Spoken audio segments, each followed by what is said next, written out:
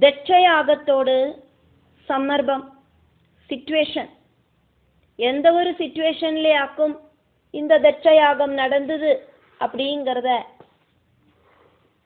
பார்க்குறோம். மனுஷால மாதிரியே தேவர்களும் சின்ன சின்ன விஷயங்களுக்கு ஆயிட்டு பரஸ்பரம் சண்டை போடுறா, அடிதடி நடத்துறா. இது எல்லாத்தையுமே எடுத்து காட்டுற மாதிரி ஒரு கதையாக்கும், கதா சந்தர்ப்பமாக்கும் தட்சயாகம். தட்ச பிரஜாபதியோடு புத்திரியான சதிய பரமசிவன் திருமணம் பண்ணிண்டார்.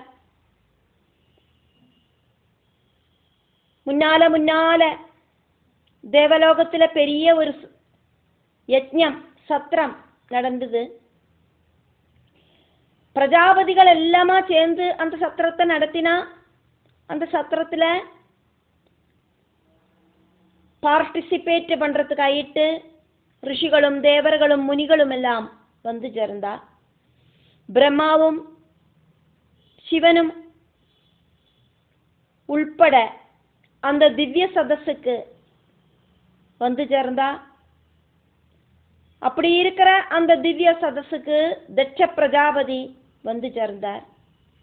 சூரிய பிரபை ஜொலிக்கிற மாதிரி இருக்கிற தட்ச பிரஜாபதியோடு அந்த சரீர தேஜஸை பார்த்துட்டு பிரம்மாவும் சிவனும் ஒழிக அத்தனை பேரும் எந்திருந்து நின்று வணங்கினா. அத்தனை பேராலையும் ரெஸ்பெக்ட்ஃபுல்லாயிட்டு பார்க்கப்பட்ட தட்சன் பிரம்மாவை வணங்கி அவரோடு இருப்பிடத்துல போய் உக்காந்தார். ஆனா தனக்கு முன்னால உக்காந்துருக்கிற பரமசிவனை பார்த்துட்டு அவருக்கு கோபம் வந்தது. நான் வந்திருக்கேன் அப்படின்னு தெரிஞ்சுண்டு எந்திருந்து நின்று ரெஸ்பெக்ட் பண்ணலை. கோபம் ஜொலிச்சு நிற்கிற தட்சன் நெருப்பு மாதிரி இருக்கிற கண்களால சிவனை பார்த்து இப்படி சொன்னார். தேவர்களையும் பிரம்மர்ஷிகளையும்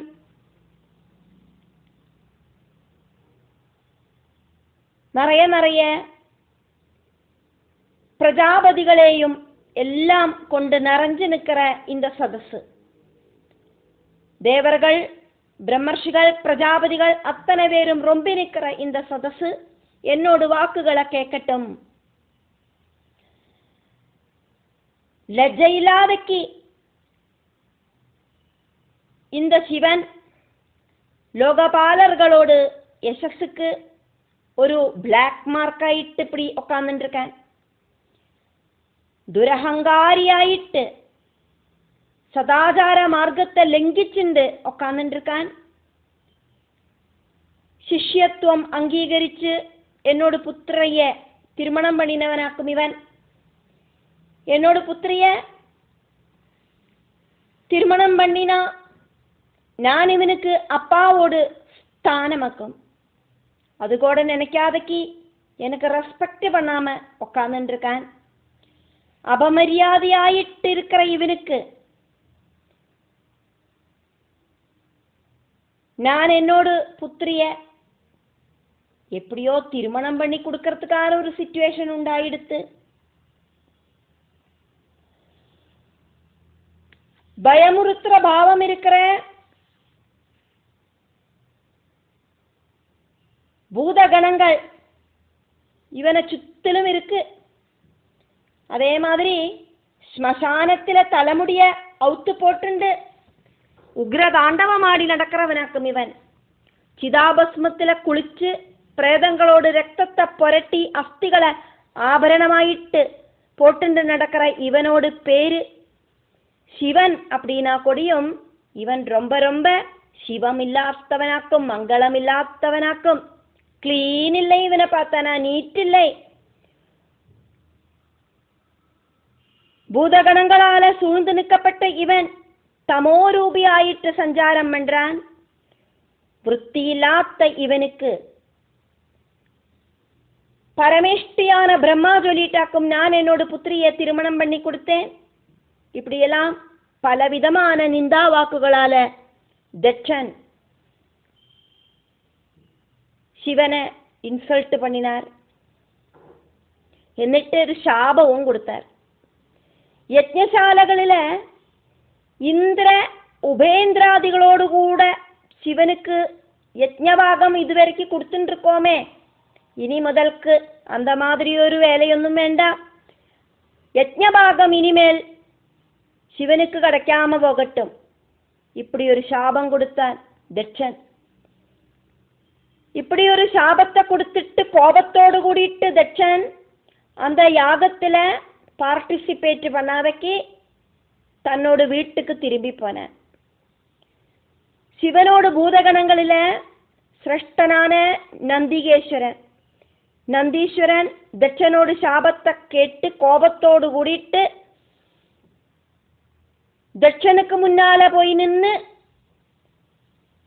ஒரு சாபத்தை அப்புறம் கொடுத்தார்.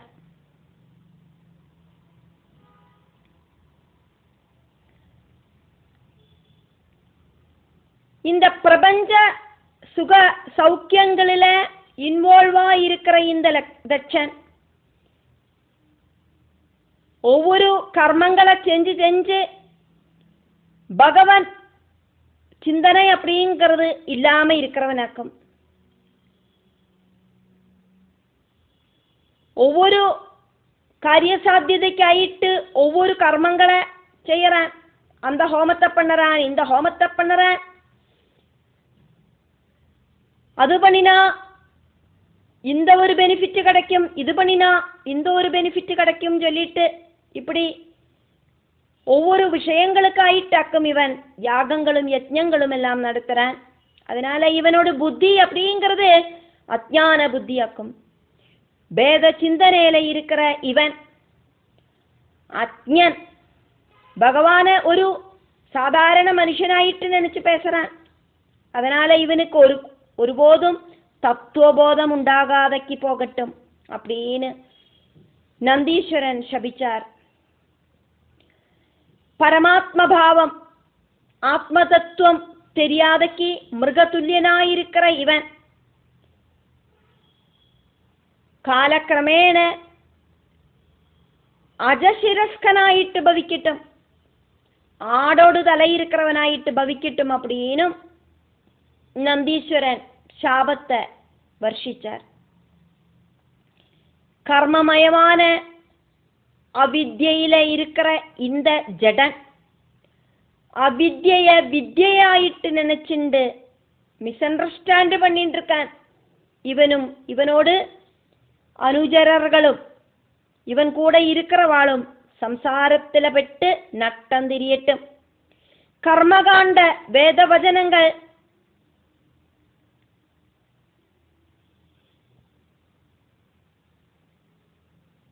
அப்படிங்கிறது வாடி விழற பூக்களுக்கு துல்லியமாக்கும். அது ஒருபோதும் காய்க்காது. அந்த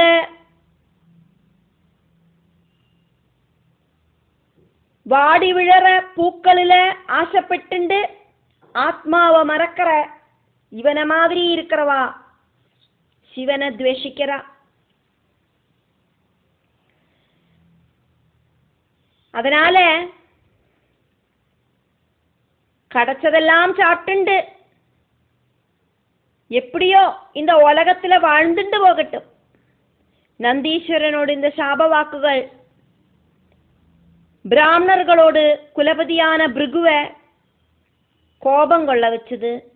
பிருகு சிவபூதங்களுக்கு நேர பிரம்மதண்ட ரூபத்துல, பிரம்மதண்ட ரூபம் அப்படின்னாக்கா பிராமண சாப ரூபத்துல ஒரு சாபத்தை பிரம்மாஸ்திர ரூபத்தில் தொடுத்து விட்டார். சத்தியசாஸ்திரத்தை நிந்திக்கிற சிவபக்தர்களே, உங்களுக்கு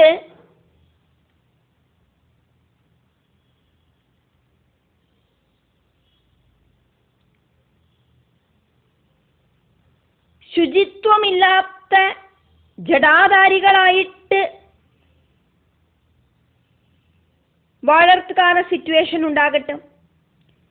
சரீரம் ஃபுல்லா பஸ்மத்தை பூசிண்டு அஸ்திமாலைகளை போட்டுண்டு அலைஞ்சு திரிஞ்சு நடாங்கோ. பிரம்மத்தையும் பிராமணர்களையும் நிந்திக்கிற திக்காரிகளாயிட்டு இந்த உலகத்துல நடாங்கோ. சனாதனமான மங்கள மார்க்கம் ஒண்ணுதான் இருக்கு, அதாக்கும் சுத்த பிரம்ம மார்க்கம். இந்த சிவபூதங்கள் அந்த மார்க்கத்திலேருந்து நகர்ந்து நிற்கிறவாளாயிட்டு பவிக்கட்டும். பிருகுவோடு சாப வதசுகளை கேட்டுட்டு பரமசிவனுக்கு மனசுல கொஞ்சம் ஒரு விஷமம் உண்டாச்சு. அதனாலேயே அவரு அந்த யாகத்துல பார்ட்டிசிபேட் பண்ணாதக்கு இறங்கி போயிட்டார். தொடர்ந்து அந்த சத்திரம் அந்த யாகம் ஒரு விதம் நிப்பாட்டப்பட்டு எல்லாரும் அவாவாளோட வாசஸ்தானத்துக்கு திரும்பி போனா. சின்ன சின்ன விஷயங்களை சொல்லி உண்டாகிற மன கஷ்டங்கள் இப்படியாக்கும் பெரிய பெரிய விஷயங்களை உண்டாக்குறது. பிரஜாபதிகளோடு பிரஜாபதியாயிட்டு பிரம்மா தட்சனை செலக்ட் பண்ணி அந்த ஒரு அகங்கார பாவத்தோடு கூடிட்டாக்கும் தட்சன் அந்த பிரஜாபதிகள் நடத்துற அந்த யாகசாலைக்கு வந்ததும் பரமசிவனை இன்சல்ட் பண்ணினதையும் அதுல உண்டான பவிஷ்யத்துகளையாக்கும் நம்ம இப்போ பார்த்தோம். இப்படி தட்சனுக்கும் பரமசிவனுக்கும் ஒரு சௌமியபாவம் இல்லாமையே போயிடுத்து. பிரம்மா தட்சனை பிரஜாபதியாயிட்டு பிரஜாபதிகளோடு பிரஜாபதியாயிட்டு அபிஷேகம் செஞ்சதால தட்சனோடு அகங்காரம் ரொம்ப ரொம்ப வர்த்திச்சது. தட்சன் பரமசிவனை இன்சல்ட் பண்றதுக்காகவே பிருகஸ்பதி சவம் அப்படிங்கிற பெரிய ஒரு யஜ்ஞத்தை நடத்துறதுக்கு தீர்மானம் பண்ணினார். பிரம்மர்ஷிகளும் தேவர்ஷிகளும் யஜ்ஞத்துல பார்ட்டிசிபேட் பண்றதுக்கு வந்து சேர்ந்தா. ஆகாசத்துல சஞ்சாரம் பண்ற தேவர்களிலேருந்து அந்த யஜ்ஞம் நடக்கிற விஷயம் சதீதேவியோட காதுகளில வந்து சேர்ந்தது. நிறைய தேவர்களும் தேவ அழகிகளும் நன்னா ட்ரெஸ் எல்லாம் பண்ணிட்டு யஜ்ஞசாலைக்கு போற அந்த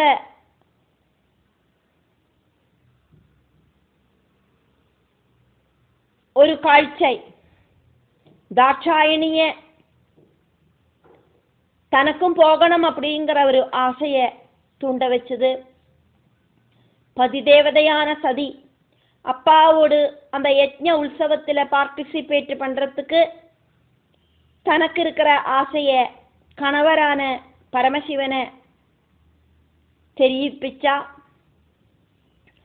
நிறைய காலமாயிட்டு பார்க்காம இருக்கிற சகோதரிகளையும் அம்மையையும் பார்த்து மனசு சந்தோஷப்படுத்துறதுக்கான சந்தர்ப்பம் இதாக்கும் அப்படின்னும் அதுக்கு அனுமதிக்கணும் அப்படின்னும் ரிக்வெஸ்ட் பண்ணினா. அப்பாவோடு வீட்டுல இன்வைட் பண்ணலை அப்படின்னாலும் போறதுனால தோஷமொன்னும் இல்லை அப்படின்னும் தாட்சாயணி சொன்னா. பகவான் சிவன் அதுக்கு பதில் சொன்னார், எல்லா லோகபாலர்களோட முன்னால தட்சன் இன்சல்ட் பண்ணின வாக்குகளை மனசுல நினைச்சுண்டாக்கும் அவரு தாட்சாயணிக்கான பதில கொடுத்தது. நீ சொன்னது நல்ல விஷயமாக்கும் தாட்சாயணி. தட்சனோட புத்திரி, அதனால தாட்சாயணி. ஆனா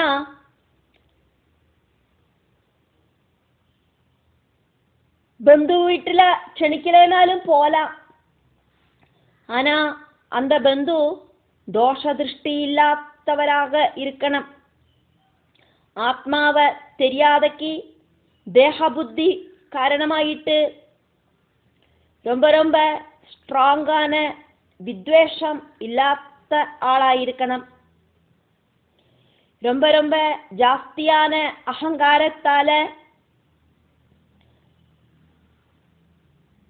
சத்தியத்தை காணறதுக்கு சாதிக்கிறதில்லை சிலவாளுக்கு.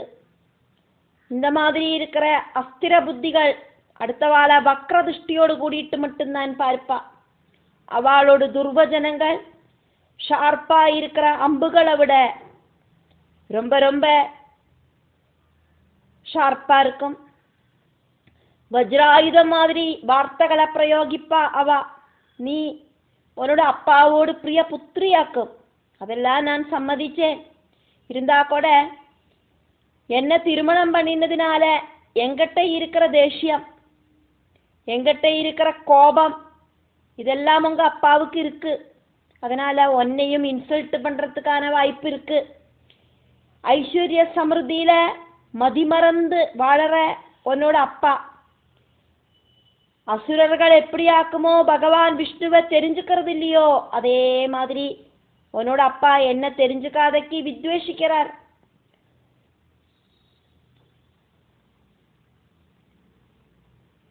எந்திருந்து நிக்கிறது, அடுத்தவாளை தொடருது, இதெல்லாம் ஒவ்வொருத்தருக்குள்ளேயும் இருக்கிற போத ரூபனாயிருக்கிற ஜீவ சைதன்யத்தை ரெஸ்பெக்ட் பண்றதுக்காக்கும். அல்லாதக்கு சரீரத்தை ரெஸ்பெக்ட் பண்றதுக்கு கிடையாது. இது தெரியாதக்காக்கும் சரீர அபிமானியான உன்னோட அப்பா எந்த தவறும் பண்ணாத்த என்ன அந்த தேவயஜ்ஞ சிச்சுவேஷன்ல இன்சல்ட் பண்ணினது. என்னோட சரீரத்தால உன்னோட அப்பாவை நான் ரெஸ்பெக்ட் பண்ணலை அப்படிங்கிறது உண்மைதான். ஆனா உன்னோட அப்பாவுக்குள்ள இருக்கிறதும் பகவான் ஹரியோடு சைதன்யமாக்கும். அதனால அந்த ஜீவ சைதன்யத்தை நான் எப்பவுமே மனசுல நினைச்சுண்டு ஆத்மாராமனாயிட்டு தான் இருக்கேன். அது உன்னோட அப்பாவுக்கு தெரியலை. அதனால நீ அங்க போறது சரியில்லை. என்னோட வாக்கு கேட்காதக்கு நீ அங்க போனானாக்கா உன்னோட அப்பா உன்னை இன்சல்ட் பண்ணுவார். ரொம்ப ரொம்ப பாசமா இருக்கிறவா அவாகிட்டேந்து ஒரு இன்சல்ட் நமக்கு உண்டாச்சுன்னா ரொம்ப ரொம்ப துக்கத்தை கொடுக்கும் அந்த இன்சல்ட். அதனால நீ போகாம இருக்கிறதாக்கும் நல்லது அப்படின்னு பரமசிவன் சொல்றார்.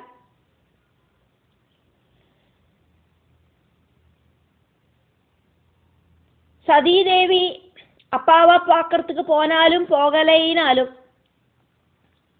சதீதேவியோட ஜீவிதம் முடியற ஸ்டேஜிலேயாக்கும் இருக்கு அப்படின்னு தெரிஞ்சதால பரமசிவன் அதுக்கு மேல ஒன்றும் சொல்லாதக்கு நிப்பாட்டினார். பந்துக்களை பார்க்கறதுக்கான ரொம்ப ரொம்ப ஆசை காரணமாயிட்டு சதீதேவி கோபத்தால விரச்சா. கணவரை பார்த்தா தகிப்பிக்கிற மாதிரியாக்கும் பார்த்தா கணவரை. എന്നിട്ട് பெருசா பெருமூச்சு விட்டுண்டு கோபവും துக்கവും ചേർந்த ഹൃദയത്തോട് കൂടിയിട്ട് ശിവനെ വിട്ടിട്ട് യാത്രയാനാ.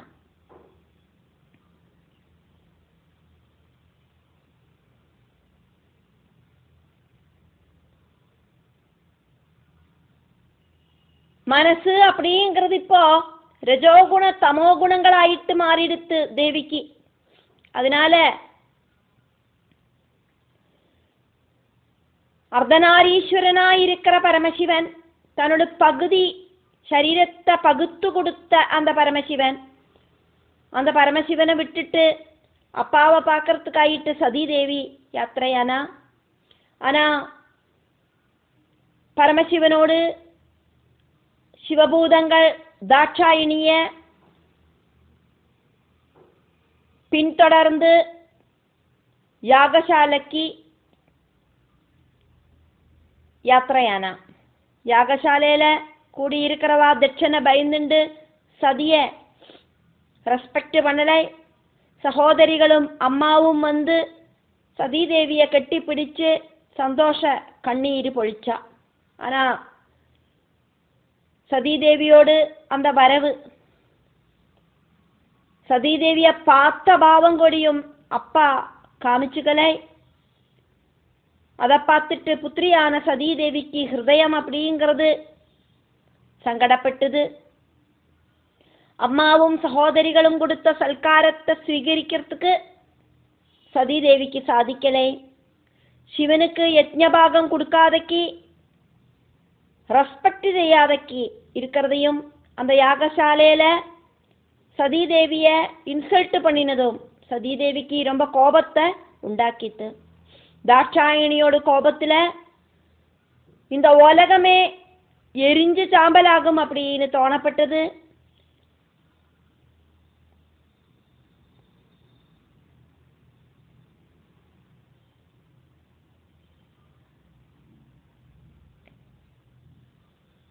தன்னோட கணவரை இன்சல்ட் பண்ணற அப்பாவை இன்சல்ட் பண்ணிட்டு புத்திரியான சதி இப்படி சொன்னா.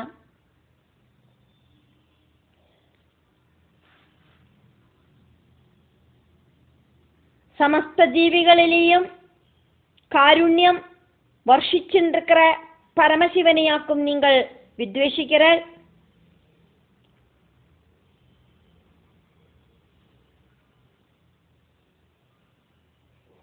நீங்கள் அடுத்தவாளோட குணங்களில பொறாம வந்துட்டு தோஷங்களை மட்டும் பார்க்கிறேள் அப்பா. ஆனா அடுத்தவாளோட தோஷங்களில கூடியும் குணங்களை பார்க்கிறவராக்கும் என்னோட கணவர். ஜடதேகத்தை ஆத்மாவாயிட்டு பார்க்கிறவா மகாத்மாக்களை நிந்திக்கிறது ஆச்சரியமாயிட்டு தோணாது. சிவநாமம் ஒரு தடவை சொன்னானாக்கா மனுஷா பாப விமுக்தர்களாயிட்டு தீரரா. பவித்திரமாயிருக்கிற அந்த பரமசிவனையாக்கும் நீங்கள் சத்ருவாயிட்டு நினைச்சுருக்க.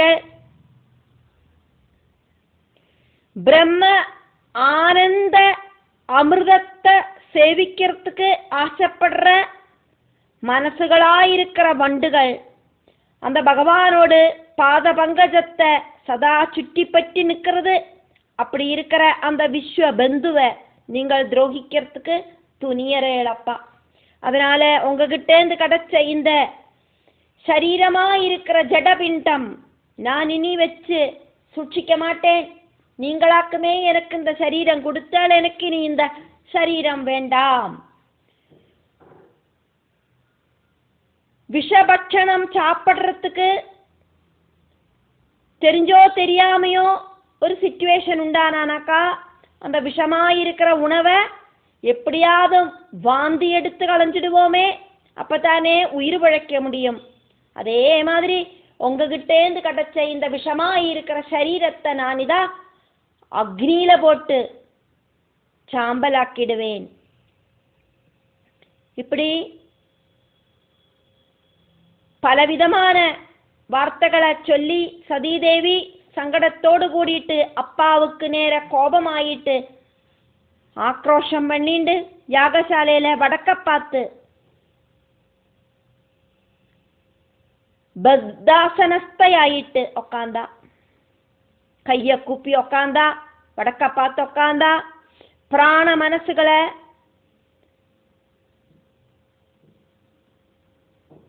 ചേർത്തി വെച്ച് യോഗാഗ്നിയെ ജ്വലിപ്പിച്ച സകലരും പാത്തുണ്ട് നിക്കർത്ത அந்த சதீதேவியோடு சரீரம் யோகாக்னியில எரிஞ்சமர்ந்தது. அந்தரிட்சத்துல ஹாஹாநாதம் முழங்கி கேட்டது. சிவ அனுஜரர்களாயிருக்கிற பூதகணங்கள் யஜ்ஞ பங்கத்துக்கு வந்தா இருந்தா கொடியும் யஜ்ஞ அனுகூலிகளாயிருக்கிற தேவர்களை தடசம் பண்ணி நிப்பாட்டுறதுக்கு அவளுக்கு சாதிக்கலை. நாரதன் சதியோடு தேகத்தியாகம் உள்பட இருக்கிற எல்லா விவரங்களையும் பரமசிவனை சொல்லி கேட்க வச்சார். குரோத தாமிராட்சனாயிருக்கிற சிவன் தன்னோட ஜடையிலேந்து ஜொலிக்கிற ஒரு முடிய பறிச்சு தரையில வீசி எறிஞ்சார். அதுலேருந்து பீஷண ரூபனாயிருக்கிற வீரபத்ர சுவாமி அவதரிச்சார். வீரபத்ரன் ருத்ர அனுஜரர்களோடு கூடிட்டு தட்சனோடு யாகசாலையில ஓடி வந்தார். யாகசாலை முழுவன் அடிச்சு தகர்த்தார். ரித்துக்குகள் பயந்தா 4 பக்கமும் ஓடினா. தட்சனோடு தலைவெட்டி தட்சிணாக்னியில ஹோமிச்சதுக்கு அப்புறம் வீரபத்ரனும் கூட வந்த சிவபூதங்களும் கைலாசத்துக்கு திரும்ப போகவும் செஞ்சா. தோத்து போன தேவர்களும் ரித்திக்குகளும் இம்மீடியட் ஆயிட்டு பிரம்மாவோட சந்நிதியில வந்து சங்கடங்களை சொன்னா. சிவன் இல்லாதக்கு யஜ்ஞம் நடத்துறதுக்கு கிளம்பின அகங்காரியா இருக்கிற தட்சனோட யஜ்ஞத்துல பிரம்மாவும் விஷ்ணுவும் போகலை.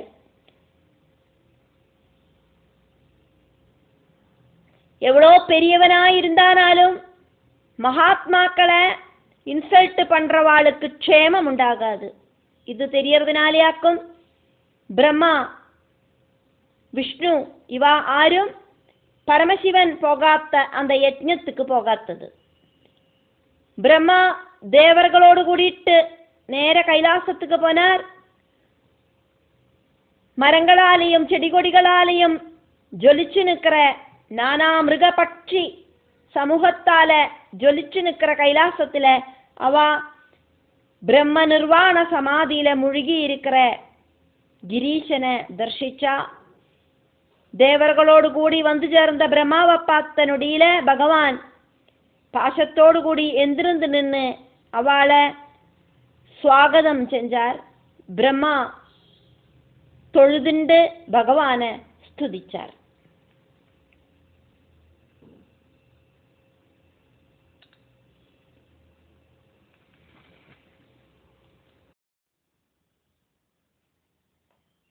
சாட்சால் பரபிரம்மம். பரபிரம்மம் தனக்குள்ள இருக்கிற மாயா சக்தியால சாத்விக அம்சத்தால விஷ்ணுவாயிட்டும், ராஜச அம்சத்தால பிரம்மாவாயிட்டும், தாமச அம்சத்தால பரமசிவனாயிட்டும் அப்படின்னு மும்மூர்த்திகளாயிட்டு அம்சாவதாரம் எடுத்தா. அப்படின்னாலும் பிரம்மா விஷ்ணு மகேஸ்வரர்கள் 3 பேரும் ஒண்ணுதான். அதுல பரமசிவ பத்னி ஆகிறதுக்கு லோகாம்பிகையான உமாதேவி தட்சபுத்திரி பாவத்துல சதியாயிட்டு அவதரிச்சா.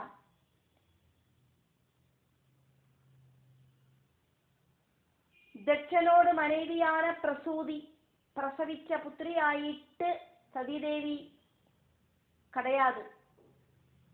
சதிதேவி அயோனிஜையாக்கம்.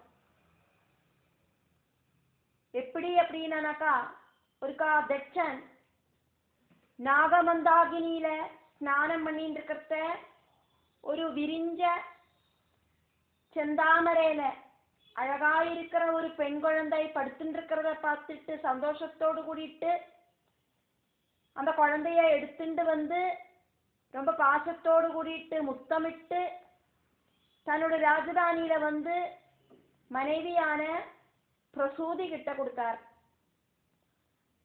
சொந்தம் புத்திரி மாதிரி நினைச்சு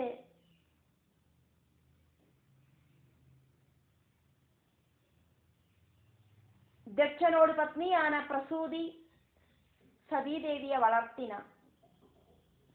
சதி அப்படின்னு அந்த குழந்தைக்கு நாமகரணமும் செஞ்சா. அந்த குழந்தை பார்க்கறதுக்கே ரொம்ப அழகா இருந்தது. சந்திரக்கலை எப்படி ஆக்குமோ அமாவாசையிலேருந்து பௌர்ணமி வரைக்கும் 4 நாளுக்கு இப்படி வளர்ந்துட்டே வரும், அந்த மாதிரி அந்த குழந்தை வளர்ந்தது. தட்சனுக்கும் பிரசூதிக்கும் பிறந்த எல்லா புத்திரிகளை விடையும் பாசமாயிட்டு தட்சன் புத்திரிய ஸ்நேகிச்சார், சதிய ஸ்நேகிச்சார். சதிக்கு யௌவன பிராயம் வந்தது.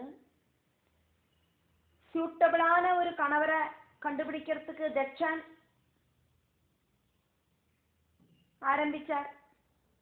சதியாகட்டும் மிருத்யுவை ஜெயிச்ச மிருத்யுஞ்சயனாயிருக்கிற பரமசிவன் கணவராயிட்டு வரணும் அப்படின்னு பரமசிவனையே சதா தியானிச்சுட்டு இருந்தா. சதியோடு பக்தியும் ஆசையும் தெரிஞ்ச பரமசிவன் சதீதேவியோட பக்திய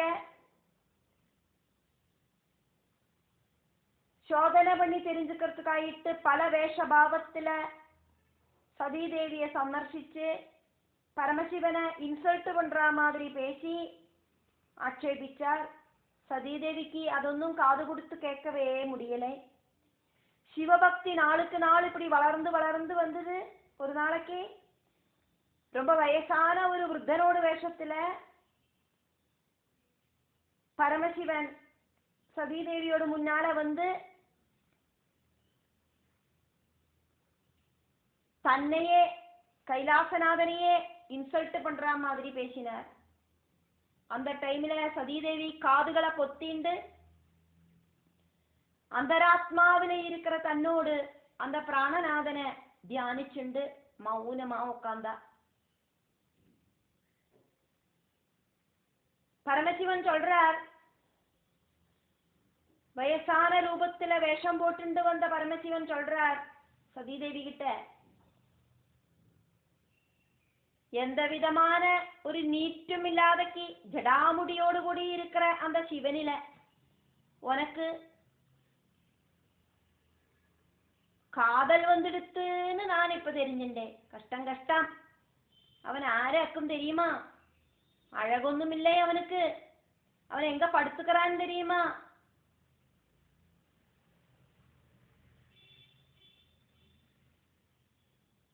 பனிமலையில குளிர்ந்து நெடுங்கிண்டு கிடக்கிறவனாக்கும் அவன். அவன் உடுத்திக்கிறது புலியோடு தோலாக்க முடித்திக்கிறான். படுத்துக்கிறதும் உட்காந்துக்கிறதும் எல்லாம்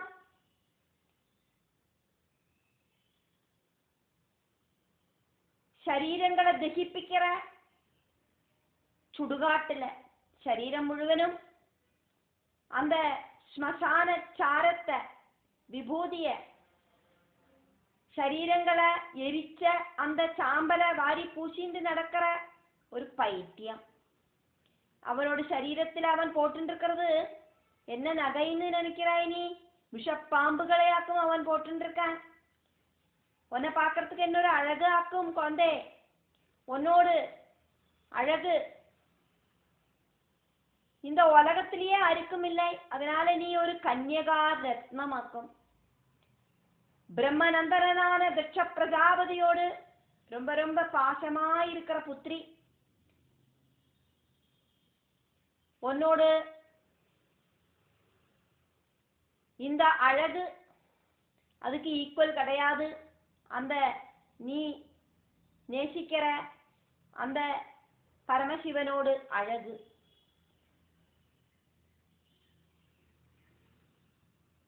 அவரோட தலையில ஒரு பெரிய ஜடை இருக்கு. அந்த ஜடையில தண்ணி எல்லாம் ரொம்ப இருக்கிறது. அவனோடு ஒரு நண்பனாக்கும் நான். அதனாலேயாக்கும் நான் இங்க வந்து உங்ககிட்ட இதெல்லாம் இப்படி சொல்லிட்டு இருக்கேன். அவனோட கணவரானானாக்கா, அவன் உனக்கு கணவரானானாக்கா நீ எப்படி அவன் கூட வாழ்வாய்? தலையில வெள்ளம், சரீரத்துல எல்லாம் பாம்பு, உடம்பெல்லாம் அவனுக்கு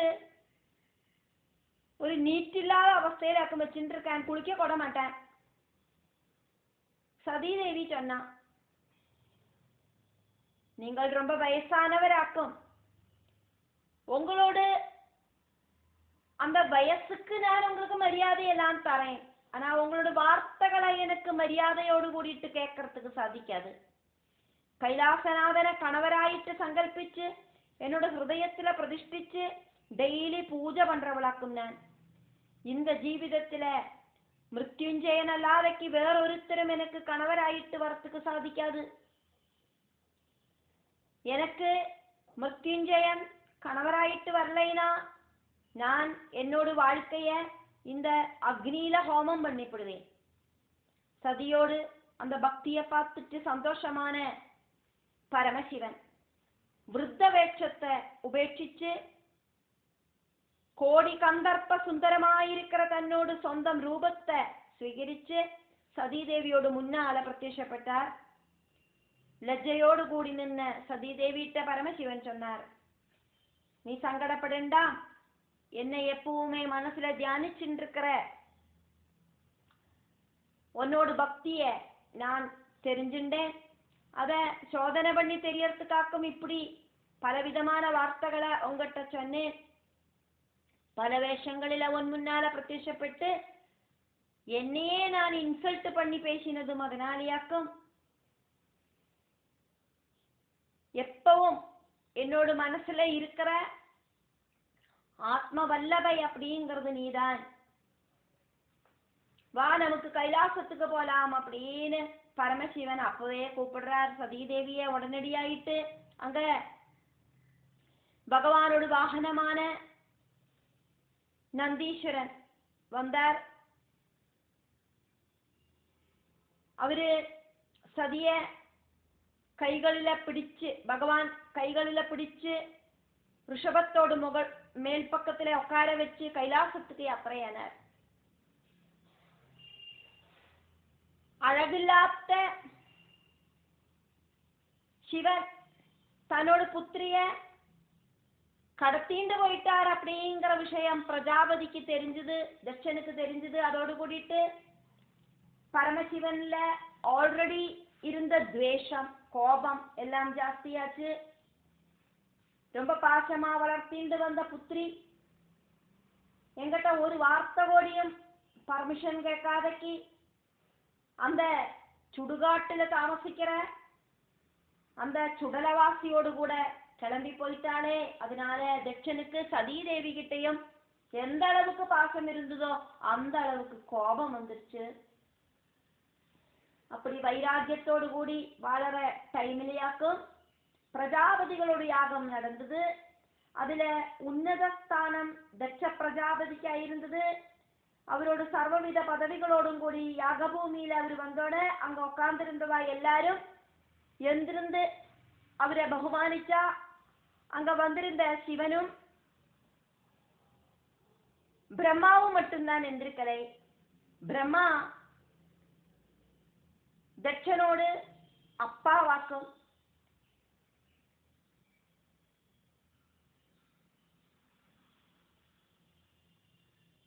அதனால பிரச்சனை இல்லை. ஆனா பரமசிவன் புத்திரனுக்கு ஈக்குவல் ஆக்கும். காரணம் புத்திரியான சதிய திருமணம் பண்ணின காரணத்தால புத்திரனுக்கு ஈக்குவல் ஆக்கும் பரமசிவன் தட்சனுக்கு. அப்படியாக்கமான எந்திருக்கத்தானே வேணும். மனைவியோடு அப்பா அப்படிங்கிறது அப்பாவோட ஸ்தானம் ஆக்குமே, அதுக்கு ஒரு ரெஸ்பெக்ட் எல்லாம் கொடுக்கண்டாமா. ஆனா அந்த சிவன் எந்திருந்துட்டு இல்லையே. கோபம் வந்தது தட்சனுக்கு. இந்த சிந்தை தட்சனோட வைராக்கிய அக்னிய ஜொலிப்பிச்சது. அந்த கோபத்திலேருந்து உண்டானதாக்கும் பரமசிவனை இன்சல்ட் பண்றதுக்காகவே உண்டானதாக்கும் இந்த தட்ச யாகம். தட்சன் தன்னந்தனியா நடக்கிற யாகத்துல பரமசிவனை மட்டும் இன்வைட் பண்ண மாட்டேன் அப்படின்னு உறுதியாக தீர்மானம் பண்ணினார். ரொம்ப ஆர்ப்பாடபூர்வம் தட்ச யாகம் ஆரம்பிச்சது. மகாவிஷ்ணுவையும் பிரம்மாவையும் இந்திரன் தொடங்கின சர்வ தேவ சமூகங்களையும் கந்தர்வ கிம்புருஷர்களையும் யட்சர்களையும் மரீஜி அங்கிரசு பிருகு புலகன் புலஸ்தியன் வசிஷ்டன் நாரதன் இப்படி இருக்கிற சர்வ பிரம்மர்ஷிகளையும் தட்சன் இன்வைட் பண்ணினார். அவ எல்லாரும் கட்டாயம் வரணும் அப்படின்னு சொன்னார். பரமசிவனை இன்வைட் பண்ணலை. பரமசிவனை இன்வைட் பண்ணாததுனால பிரம்மாவும் விஷ்ணுவும் அங்க போகலை. காரணம் அவளுக்கு தெரியும் ருத்ரன் இல்லாதக்கு அந்த யாகம் கம்ப்ளீட் ஆகாது. அதனால நம்ம அங்க போயிட்டும் பிரயோஜனம் ஒன்றும் இல்லை. அதனால மும்மூர்த்திகள் ஆரும் போகாத அந்த யஜ்ஞம் அங்க ஆரம்பிச்சது.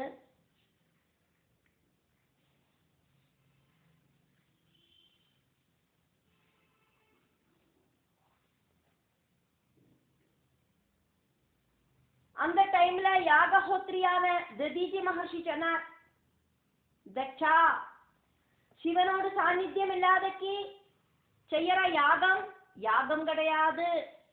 யாகத்தோடு ஹவிசு முதல்ல ஸ்வீகரிக்கிறதுக்கான அதிகாரம் சந்திரசூடனுக்காக்கும். அதனால அகங்காரமும் வைராக்கியமும் எல்லாம் நிகழ்த்தி வச்சுட்டு சர்வேஸ்வரனாய் இருக்கிற அந்த பரமசிவனை இன்வைட் பண்ணு அப்படின்னு ததிஜியோட உபதேசம் സ്വീകരിக்கிறதுக்கு தட்சன் துணியலை.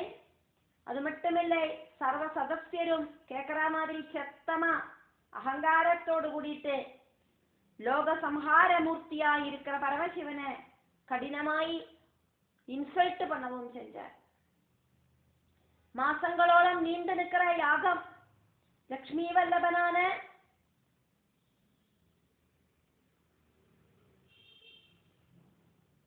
മഹാവിഷ്ണു തന്നോട് തൃക്കൈയിലെ ഗതയും ധരിച്ചിട്ട് യാഗപരിരക്ഷകനായിട്ട് യജ്ഞശാലയിൽ അപ്പുറക്കും ഇപ്പുറക്കും നടந்தார் அப்படின்னு சொல்லப்படுறது.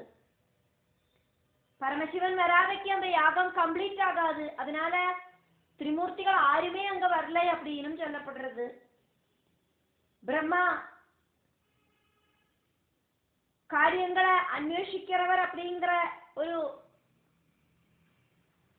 நிலைமையில உபதேசங்களும் எல்லாம் ஒவ்வொருத்தருக்கும் சொல்லிட்டு நடக்கிறார் அப்படின்னு ஒரு சில புக்கில் சொல்லப்படுறது. இந்திராதி தேவர்களும் கந்தர்வ கிம்புருஷர்களும் அவளுக்கு முடியற மாதிரி ஓரோரோ வேலைகளை செஞ்சா, மாமுனிகள் கண்டினியூஸ் ஆயிட்டு வேத மந்திரங்களை உச்சரிச்சா, அப்படி தேவ சமூகங்களும் மாமுனி விருந்தங்களும் முழுவதும் அந்த யாகசாலையில பார்ட்டிசிபேட் பண்ணினா. பரமசிவன் மட்டும் அங்க வரலை. கூப்பிடாத விஷயமானதுனால அவரு அங்க வரலை. தட்சயாகம் மாதிரி ஃபேமஸ் ஆயிருக்கிற சர்வ ஆடம்பரமாயிருக்கிற ஒரு யஜ்ஞம் அதுக்கு முன்னால உண்டாகலை அப்படிங்கிற கியாதி அங்க எல்லாம் பறந்தது. அப்படி புகழ்பெற்ற தட்சயாகம் நடந்தது. யாகத்தோடு காம்பீரியம், யாககர்த்தாவான தட்சனோடு அகங்கார கர்வம், அதே மாதிரி இதெல்லாத்தையும் பிரம்மபுத்திரனான நாரத மகர்ஷி பார்த்து தெரிஞ்சின்றார்.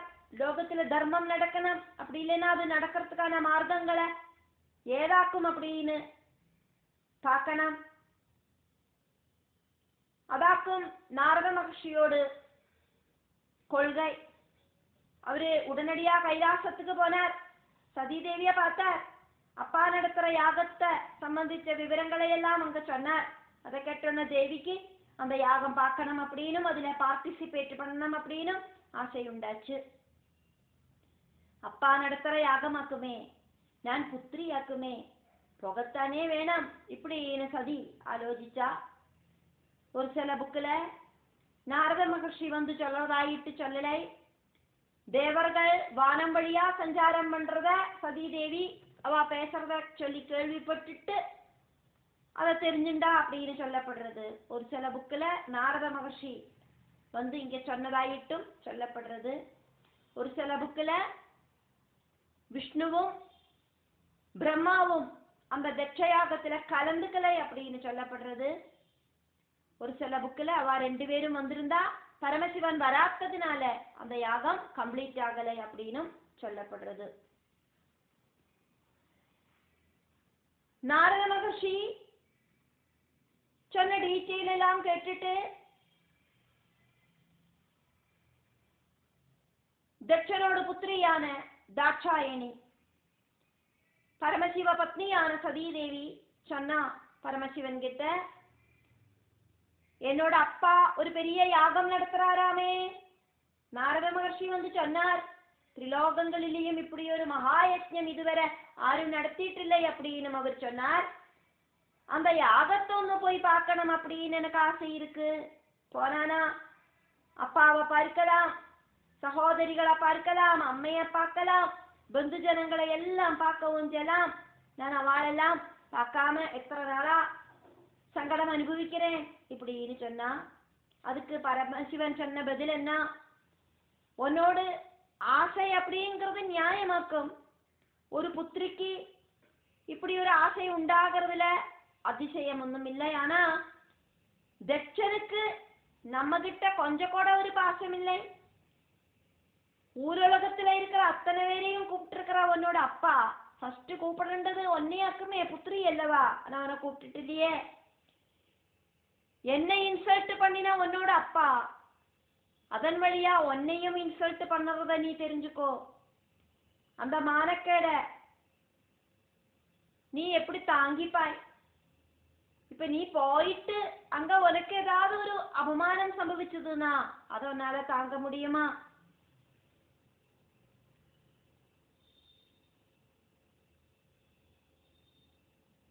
தட்சன் நம்மளை கூப்பிடாததுனால നമ്മൾ அங்க போக கூடாது. നമ്മൾ அங்க போகணும்னு அவருக்கு ஆசை இருந்தா நம்மளை அவரு இன்வைட் பண்ணிருப்பாரே. ஒருத்தர் ஒரு விசேஷத்துக்கு கூப்பிடலை அப்படின்னா அந்த விசேஷத்துக்கு கூப்பிடாதவா போகக்கூடாது. உலகத்துல எத்தனையோ கல்யாணங்கள் நடக்கிறது, பலவித விசேஷங்கள் நடக்கிறது. உலகத்தில் இருக்கிற எல்லாரும் போய் அந்த கல்யாணங்களிலேயோ விசேஷங்களிலேயோ கலந்துக்கிறது இல்லை. அந்த சம்பந்தப்பட்டவா ஆராரையெல்லாமாக்குமோ இன்விடேஷன் வச்சு கூப்பிடுறா, அவ மட்டும்தானே அதுல போவா. அதனால இதுல நம்மளை கூப்பிட்டுட்டில்லை, அதனால நம்ம போகண்டா. இப்படி சொன்ன சந்திரசூடனை சதீதேவி கோபத்தோடு கூடி பார்த்தா. நான் போத்தான் செய்வேன், எனக்கு போய்தான் ஆகணும் அப்படிங்கிற அந்த நிலபாடாக்கும் சதீதேவிக்கு. தனியா போகாதே, சிவபூதங்களை பின்னால அனுப்புறேன் அப்படின்னு பரமசிவன் சிவபூதங்களை அனுப்பிச்சு விடுறார். சதி யாகசாலையோடு வெளிப்பக்கத்துல போய் நின்னா உள்ள ஆரும் கூப்பிடாதக்கு கால வைக்கிறதுக்கு தோணலை. தேவர்களும் ரிஷிகளும் மகேஸ்வர பத்னியை பார்த்துட்டு பக்தியோடு கூடிட்டு எந்திருந்து நின்று தொழுதா. தட்சனதை பார்த்தார். என்னோட புத்திரி என்ன திக்கரிச்சு பிட்சுவான சுடலவாசியோடு பின்னால இறங்கி போனவளாக்குமே, அவளுக்கு இங்க என்னவாக்கும் காரியம்?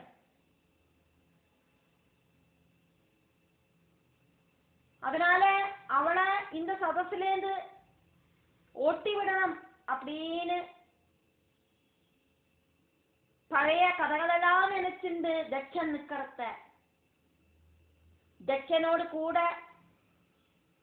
தட்சனுக்கு ஜால்ரா போடுற நிறைய பேரு பரிகாசத்தோடு கூடிட்டு சதீதேவிய ஆட்சேபிச்சா.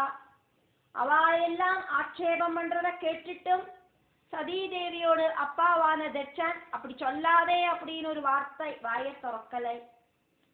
சதி தளர்ந்த மனசோடு கூடிட்டு அப்பாவோடு பக்கத்துக்கு தலைய கும்பிட்டு மெல்ல மெல்ல நடந்து வந்தா. கோபத்தோடு கூடி நிக்கிற தட்சன் புத்திரிக்கு நேர பார்த்து கர்ஜனை பண்ணினார்.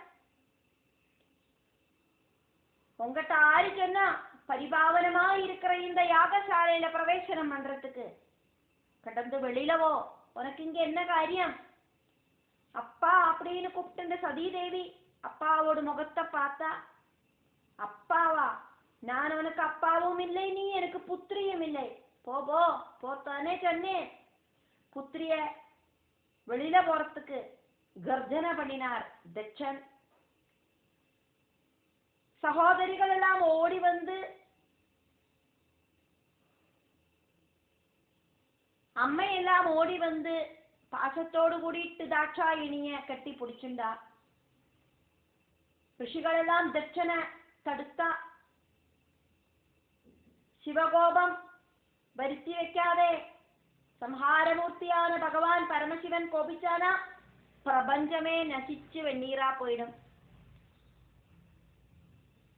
கணவர் சொன்ன வார்த்தைகளெல்லாம் கேட்டு நடந்துக்காதக்கு இங்க வந்து அவமானப்படுறேனே அப்படின்னு நினைச்சு சதீதேவியும் சங்கடப்பட்டா. அவமானம் சகிக்கிறத விட மேல் இந்த சரீரத்தை உபேட்சிக்கிறதாக்கும் அப்படின்னு தோணித்து. பரமசிவன் அங்க பேசுறத ஒரு வார்த்தை சொல்லியிருந்தார். நீ அங்க போய் உனக்கு அவமானம் உண்டாச்சு அப்படின்னா உனக்கு அப்புறம் வாழறதுக்கே தோணாது. அது இப்போ தேவிக்கு ஞாபகம் வருது. அம்மாக்கும் அப்பாக்கும் பந்துஜனங்களுக்கும் ஆருக்கும் வேண்டாத்த நான் இனி என்னத்துக்கு வாழணும் இந்த மாதிரி நினைச்சுண்டு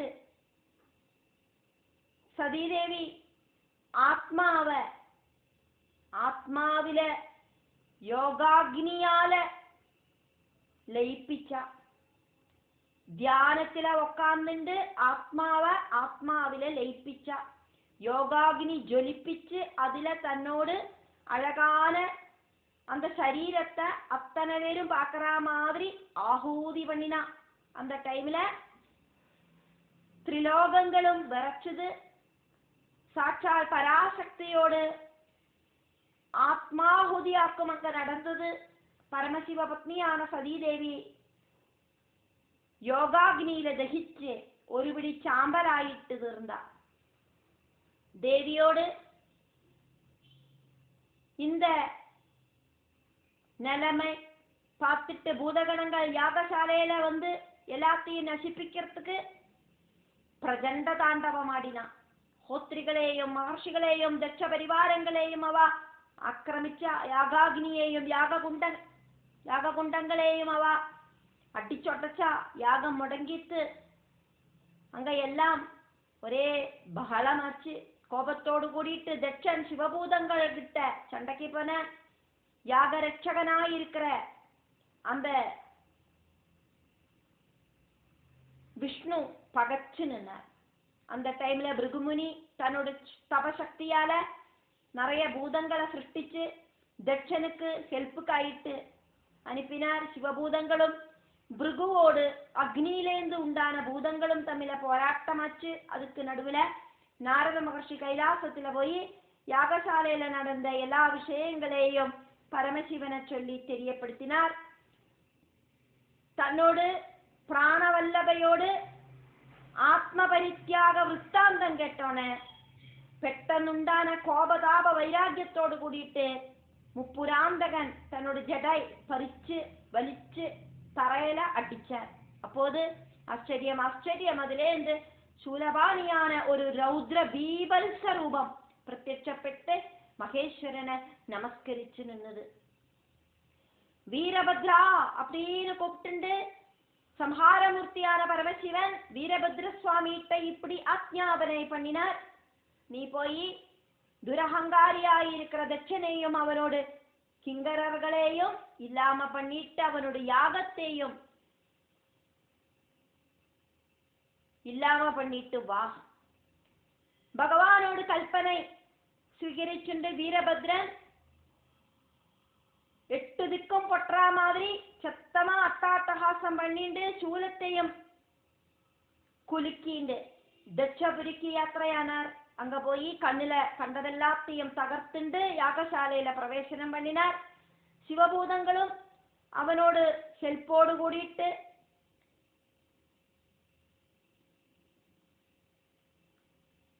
அங்க பலவிதமான அனிஷ்ட விஷயங்களை செஞ்சது. வீரபத்ரன் சத்ருக்களை எல்லாம் இல்லாம பண்ணணும் அப்படின்னு சத்தமா ஆக்ரோஷத்தோடு கூடிட்டு கிளம்பிட்டும் சர்ப்பபூஷணனான பரமசிவனோட கோபம் அடங்கலை. சதிய நினைச்சுண்டு சாம்பசிவமூர்த்தி திருநடனம் ஆரம்பிச்சார். அந்த டைம்ல அந்த பரமசிவனோடு முக்கண்ணிலேந்து சதீதேவியோடு தாமச அம்சம் ஸ்வீகரிச்சுண்டு புத்திரிபாவத்துல உண்டான உக்ர பீகர ரூபிணி அங்க பிரத்யட்சப்பட்ட. அஷ்ட பாகுக்களாக்கும் அந்த தேவிக்குள்ளது 8 கைகள். அதுல நிறைய ஆயுதங்கள் தரிச்சு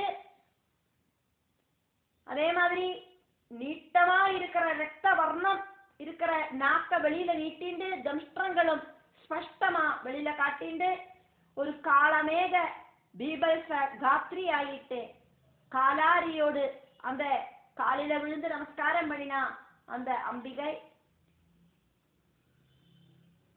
பரமசிவன் அந்த தேவிய அனுகிரகிச்சுண்டு இப்படி சொன்னார், புத்ரி பத்ரே, வீரபத்ரனோடு பின்னால நீ போ, தட்ச நிகிரகத்துக்கு நீயும் அவன் கூட கிளம்பி அவனுக்கு அதுக்கான சக்தியை கொடு அப்படின்னு அப்பாவோடு ஆக்ஞை கடச்ச நொடியில பத்ரையான சண்டிகாதேவி இந்த உலகம் நடுங்கி வரைக்கிற மாதிரி கால் சலங்ககளை குலுக்கிண்டு கையில வாழை ஆட்டிண்டு ஆயுதங்களை தரிச்சுண்டு உஜ்வல தீப்தங்களா இருக்கிற கர்ண குண்டலங்களை ஆட்டிண்டு கோபத்தோடு கூடி இருக்கிற பார்வையோடு கூடிட்டு அலறிண்டு தட்சனோடு யாகசாலையில பிரவேசனம் பண்ணினா பத்ரகாளிய பார்த்துட்டு வீரபத்ரன் சந்தோஷத்தால அட்டாட்டஹாசம் முழக்கினான். அதுக்கப்புறமா பூதகணங்கள் இன்க்ளூடா இருக்கிற அவ அத்தனை பேரும் சேர்ந்து நடத்தின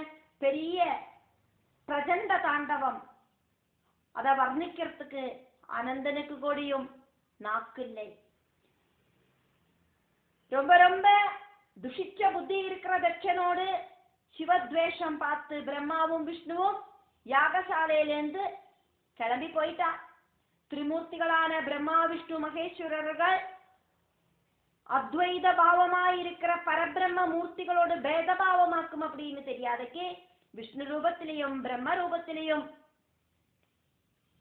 அவளை பார்க்கவும் சிவரூபத்தில துவேஷிக்கவும் செஞ்சதாக்கும் தட்சனோடு அந்த அஜ்ஞானம் அப்படிங்கிற அவஸ்தை. பரபிரம்மத்திலேந்து உண்டான அம்சபூதங்களாக்கும் அம்சாவதாரங்களாக்கும் பிரம்மா விஷ்ணு ருத்ரன். அதுல பிரம்மாவையும் இன்வைட் பண்ணினார், விஷ்ணுவையும் இன்வைட் பண்ணினார் தட்சன். அந்த ருத்ரன் அப்படிங்கிற அந்த மூர்த்தி பாவத்தை இன்வைட் பண்ணலை. அது தட்சனோடு அறிவில்லாத்தன்மையாக்கும் அப்படி நீங்க சொல்லப்படுறது. யாகசாலை முழுவன் தகர்த்து அங்க கூட்டி வச்சிருக்கிற யஜ்ஞ பொருள்களை எல்லாம் வீரபத்ர சுவாமியோடு கிங்கரர்கள் நசிப்பிச்சா ஆருக்கும் தடையறதுக்கு சாத்தியமல்லாதக்கி இருக்கிற அந்த அவஸ்தையில அங்க இருக்கிறவா அத்தனை பேரும் பிராண பீதியோடு கூடிட்டு ஓட தொடங்கினா. மகர்ஷிகளில நிறைய பேருக்கு இவாளோட அடி சரீரத்துல கொண்டுது. சிலவாளுக்கு பல்லு போச்சு, சிலவாளுக்கு கண்ணு போச்சு, சிலவாளுக்கு தாடி மீச ரோமங்கள் எல்லாம் போச்சு.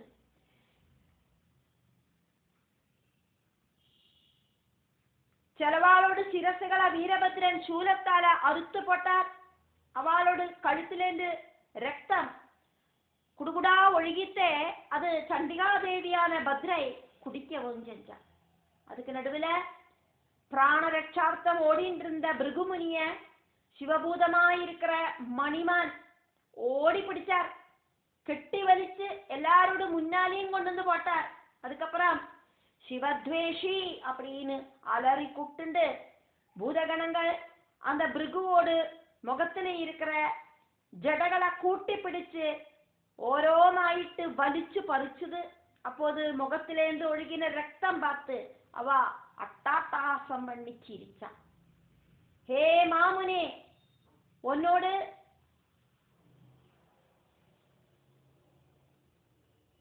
சக்தியாக்குமா, அப்படி இல்லைன்னா பரமசிவனோடு சக்தியாக்குமா, இருக்கிறதுலயே பலம் இருக்கிறது இப்படின்னு எல்லாம் கேட்டுண்டு மறுபடியும் அவ பிருகுவ உபதிரவிச்சா. சிவபூதங்கள் பாஷண்டர்களாக்கும், அதனால ஆக்கும் நாங்கள் இந்த மாதிரி வேலையெல்லாம் பண்ணறோம் அப்படின்னு கூடியும் அவ சொல்லிண்டு அவளை உபதிரவிச்சா. சிவபூதங்கள் பாஷண்டர்களாயிட்டு போகட்டும் அப்படின்னு பிருகுமுனி ஒருக்கா சபிச்சாரே, அதையாக்கும் சிவபூதங்கள் இப்போ அங்க எடுத்து சொல்றது. நாங்கள் பாஷண்டர்களாக்குமே, தெய்வ நம்பிக்கை இல்லாதவாளாக்குமே, அதனாலேயாக்கும் நாங்கள் இப்படி எல்லாம் செய்யறோம் அப்படின்னு. சிவபார்ஷதனான நந்திகேஸ்வரன் பிருகுவை பார்த்தார். ஓடி வந்து பிருகுவோடு கண்ண ரெண்டையும் குத்தி பொட்டிச்சார், பல்லுகளை அடிச்சொட்டச்சார். அப்போது வாயில கண்ணுகளில் எல்லாம் இப்படி சோரை குடுகுடா ஒழுகிட்டு நந்திகேஸ்வரனையும் பிருகு சபிச்சிருக்கார். அந்த வைராக்கியமாக்கும் இங்க நந்திகேஸ்வரன் காமிச்சது பிருகுட்ட. இந்த கோலாகலத்துக்கு நடுவுல வீரபத்ரனும் பத்ரையும் கூடிட்டு தட்சனை பிடிச்சா. அவ தமிழ நடந்த உக்ர சமரத்துல வீரபத்ரன் சூலத்தால தட்சனோடு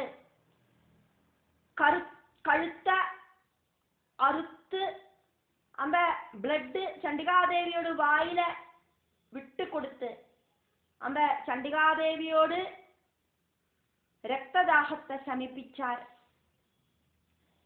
அந்த சூலத்தால குத்திட்டொன்னும் தட்சனோடு கழுத்து கிழ விழலை. அதனாலேயே இந்த யாக பசுக்களை கொலரா மாதிரி கழுத்தை திருப்பியாக்கும் தட்சனோடு அந்த கழுத்தை உடச்செடுத்தது. அதுக்கப்புறம் தட்சனோடு சிரச தோண்டி ஹோமகுண்டத்துல போட்டு ஆகூதியும் பண்ணினார் வீரபத்ர சுவாமி.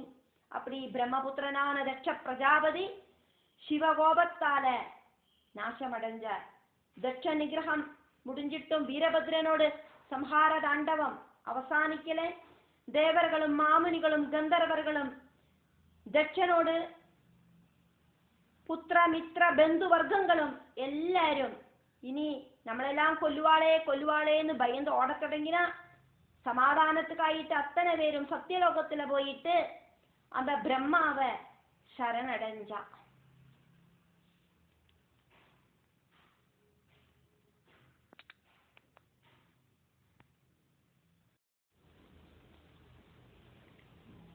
ஸ்ரீமத் பாகவதம் சதுர்த்த ஸ்கந்தம் 4வது ஸ்கந்தத்துல 3வது அத்தியாயம் பார்க்கிறோம். மைத்ரேயர் விதுரருக்கு சொல்லிட்டு இருக்கிறதையாக்கும் பார்க்கிறோம். அதனால மைத்ரேய உவாஜ 1வது ஸ்லோகம். சதா வித்விஷதோரேவம் காலோ வைத்ரியமானயோ ஜாமாது ஷொஷுரஸ்யாபி சுமஹாநதி சக்கரமே. அதுக்கப்புறமா தட்சனும் பரமசிவனும் பரஸ்பரம் கொஞ்ச காலத்துக்கு பேசிக்கவே இல்லை. சதா வித்விஷதோஹோ ஏவம் காலஹா வை த்ரியமானயோஹோ ஜாமாதுஹு ஷொஷுரஸ்ய அபி சுமஹான் அதிசக்கரமே. ஏவம் இப்படியாக சதா எப்பவும் த்விஷதோஹோ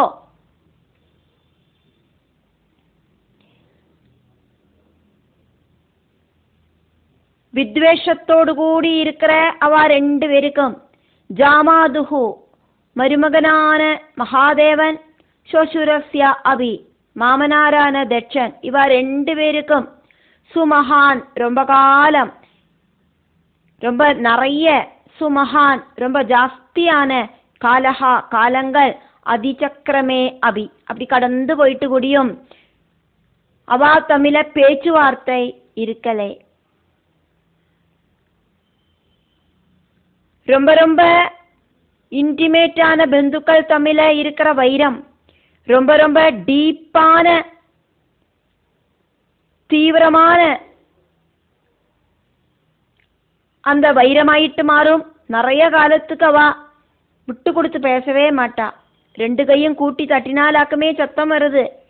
ஆனா ஏதாவது ஒரு கை தாழ்த்தி வைக்கணும் அப்படின்னாக்கும் அராது ஒருத்தர் விட்டு கொடுத்து போகணும் அப்படின்னு பாகவதம் நம்மளை படிப்பிக்கிறது. வாக்கு அப்படிங்கிற வஜ்ராயுதத்தால மனச கீறி முறிக்க கூடாது. நான் அப்படிங்கிற அகம்பாவம் நெகத்தி நிப்பாட்டினா ஈகோ அப்படிங்கிறது இல்லாம ஆயிடும். வித்வேஷம் உண்டாகாது. தட்சன் பலவிதமா சொல்லி பகவானை இன்சல்ட் பண்ணிட்டோம். பகவான் வாயை திறந்து எதிர்த்து ஒரு வார்த்தை பேசாமையாக்கும் அங்கேருந்து போனார். தட்சனுக்கு தான் பகவான் கிட்ட வித்வேஷம். பகவானுக்கு ஆரிட்டையும் வித்வேஷமும் இல்லை, பகையும் இல்லை, அதே மாதிரி அட்டாச்மெண்ட்டும் இல்லை. ஆனா தட்சன் அஜ்ஞானியாக்கும், பகவானை தெரிஞ்சுக்கலை. அதனால அவனுக்கு பகவான் கிட்ட வித்வேஷம். வித்விஷதையோஹோ திரியமானயோஹோ துவேஷத்தை மனசுல கொண்டு நடக்கிற இவ 2 பேருக்கும் நிறைய நாள்கள் இப்படி போயிட்டு கூடியும் அவ 2 பேரும் பேசிக்கவே இல்லை.